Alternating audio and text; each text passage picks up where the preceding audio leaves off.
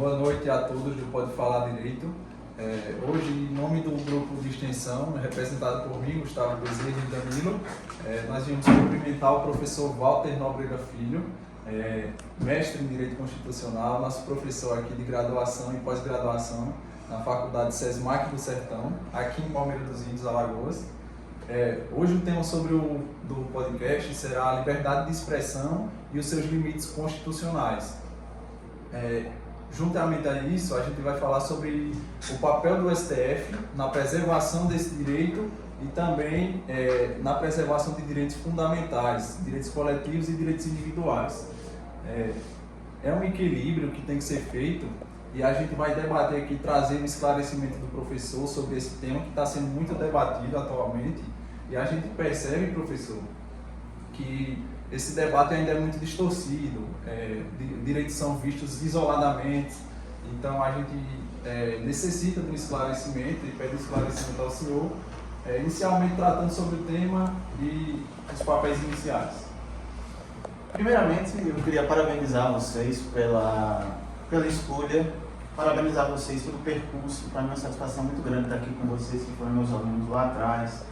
Tivemos um pouco desse debate e com certeza hoje poderemos aprofundar um pouco mais, levando em consideração a circunstância em que esse direito, essa colisão está na crista da onda, que o STF se encontra também nos noticiários todo dia. Então certamente vai ser uma grande satisfação tratar desse tema com vocês. Bom, nós vamos começar aqui tratando sobre princípios constitucionais, de onde deve ser iniciado. Quais são os princípios constitucionais que esse debate envolve e os seus limites legais.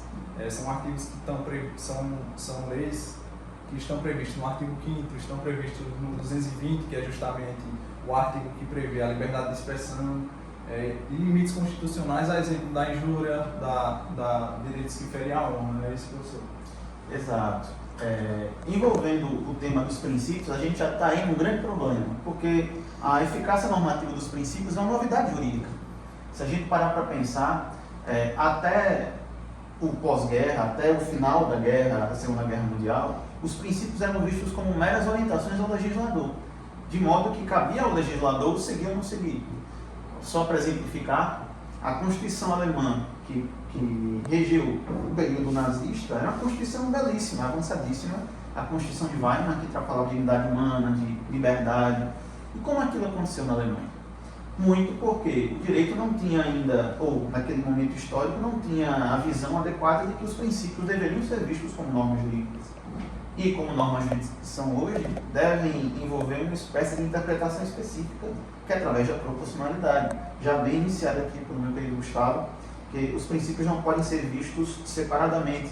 Aliás, o ministro do STF dizia que a Constituição não pode ser interpretada em tirinhas. O ministro Carlos Aires Brito, que é relator de um caso que certamente está envolvido no nosso debate, que é a DPF 130.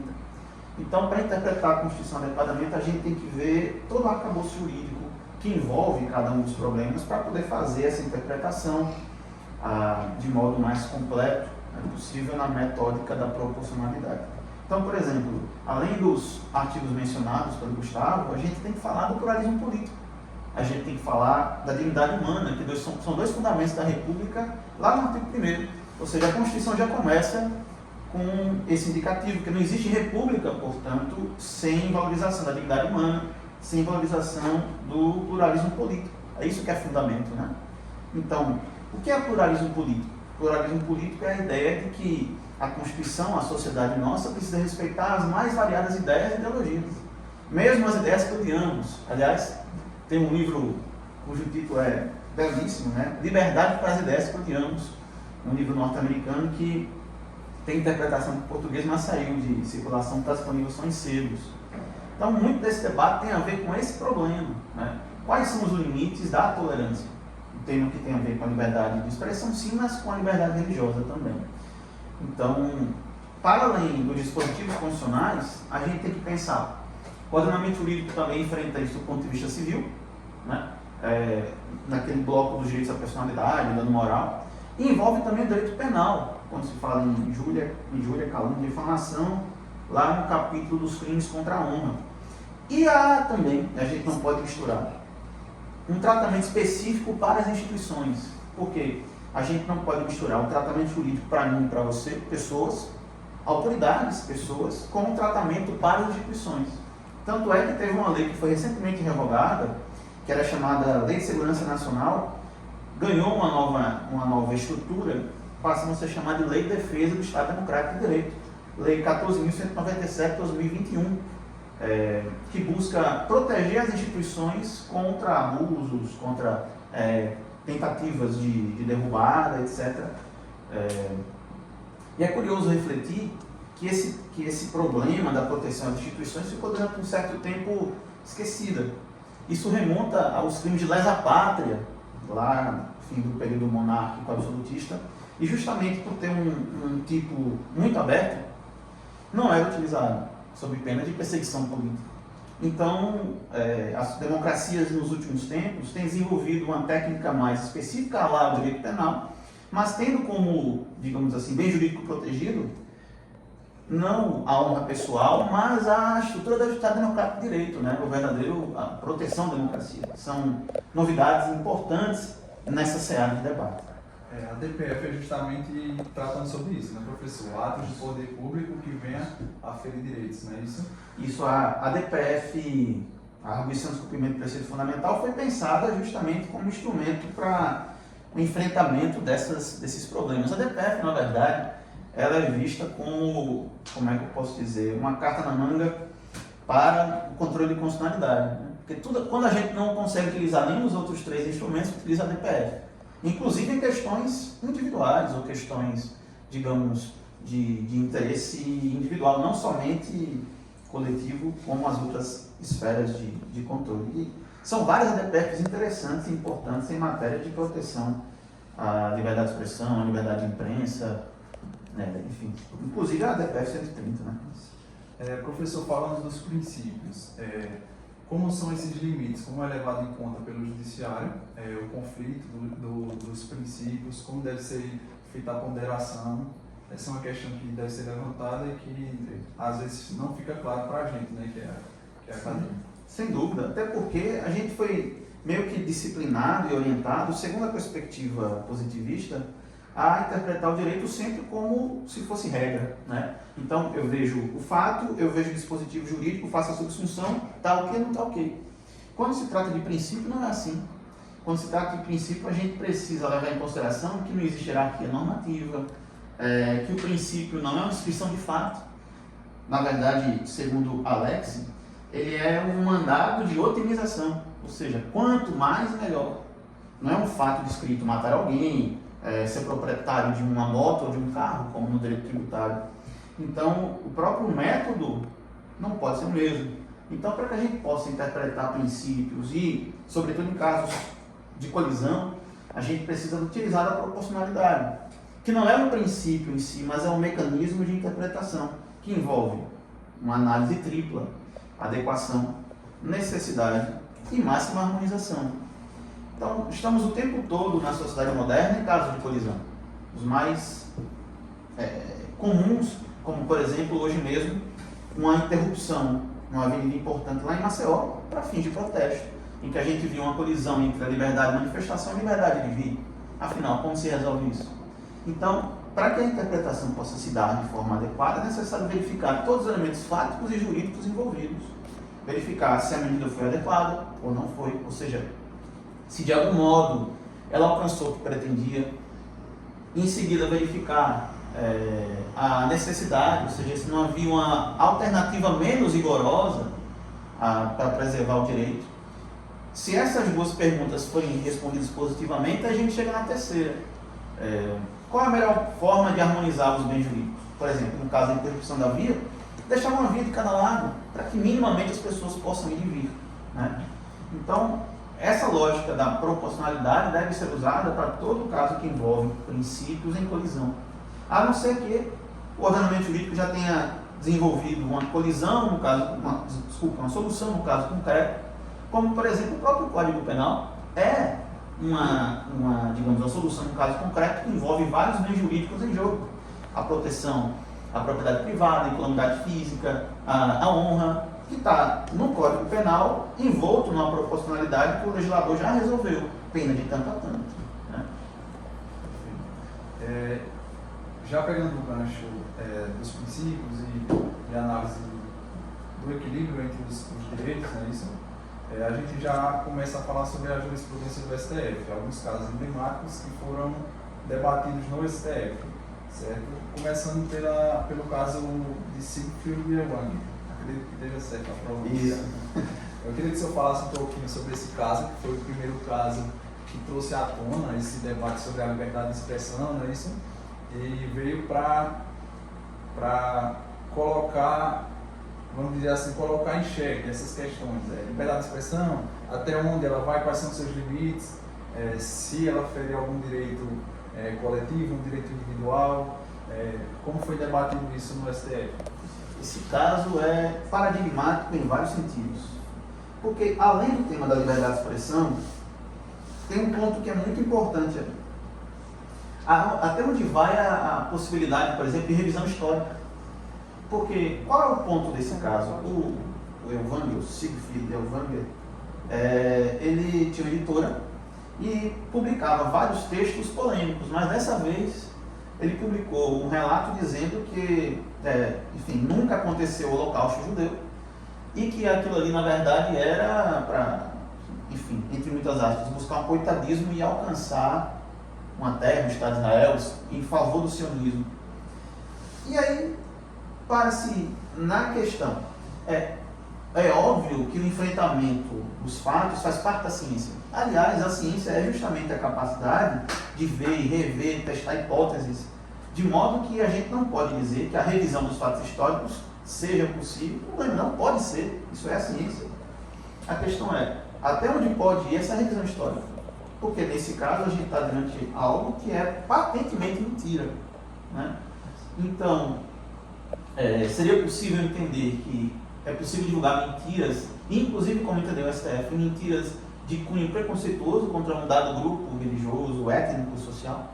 Outra questão importante é o alcance do que seria problema de racismo, porque, óbvio, só existe uma raça humana, mas o STF deu uma interpretação de modo a entender que o termo racismo e preconceito não é envolvendo homo sapiens, mas envolvendo dados grupos sociais do ponto de vista étnico. Então a interpretação foi interpretação sociológica, desculpa.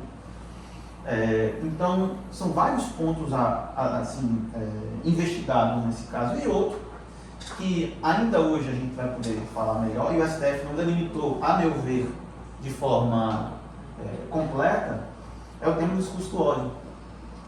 Foi o primeiro momento em que no STF surgiu o termo discurso do ódio, hate speech, uma tradução do inglês. E até de certa forma fake news, né, professor? Isso porque também. É uma mentira, ele é uma mentira em formato de livro, não é isso? Isso. E Então, de certa forma ferindo um certo grupo, então é claramente um discurso de ódio. Discurso de ódio e enfim, a gente pode inclusive parar para pensar o seguinte: se a gente ficar importando conceitos de realidades que não são as nossas, a gente vai entrar no mesmo problema. Aliás, esse problema de importação de conceitos que não são os nossos é muito nossa tradição condicional, né? A gente sempre importa soluções norte-americanas, soluções alemãs, e a nossa realidade é mais complexa. Então, por exemplo, quando, já no outro caso, rapidamente, o ministro relator foi o ministro Edson Fachin, que é o caso Jonas Habib. O ministro Edson Fachin se utilizou de um conceito no Alberto Bobbio. Bobbio, genial, mas vindo de uma realidade italiana, em que não há problema de colisão, de conflito religioso. Né? Na Itália, ou se é católico, ou não há alternativo, agnóstico, ateu, etc. Então, o conceito do Bobbio, me parece, não alcança a nossa realidade. Então, e o caso Jonas Habib foi o caso em que se mais tentou circundar ou delimitar o problema do discurso do ódio. Depois a gente vai poder aprofundar isso. Perfeito. Também mencionando, professor, a questão do livro que foi colocado em xeque, né? Realmente morreram 6 milhões, né? Ele colocou essa situação para poder mencionar, de certa forma, negar tudo o que aconteceu, certo, na época, e reverter a história. Agora, com qual objetivo ele traz esse livro, desfazendo tudo que foi feito, foi debatido já historicamente, já comprovado, com qual perspectiva ele vê dessa forma. A gente tenta entender a cabeça de uma pessoa dessa, né? E qual o desfecho, porque ele morreu, salvo engano, em 2010. Eu queria saber qual o desfecho, como foi que aconteceu esse debate jurídico. Houve alguma ponderação de princípios? Como foi na prática esse debate? Bom, esse caso, inclusive, se vocês observarem lá o inteiro teor, é um processo com o julgamento no STF, na verdade ali foi um habeas corpus, né? Habeas corpus 82424 do Rio Grande do Sul. Esse habeas corpus tem quase 150 páginas. E dá para delimitar ali justamente essa preocupação com ponderar a questão, porque vejam, é delicado demais. Porque se for dar uma resposta de forma categórica e sistemática, a gente vai basicamente impedir o questionamento dos fatos históricos, o que é a raiz da ciência. Mas nesse caso, o problema é um problema que a gente pode delimitar melhor. É um problema que realmente envolve a defesa de fatos realmente mentirosos e com um nítido caráter persecutório, né?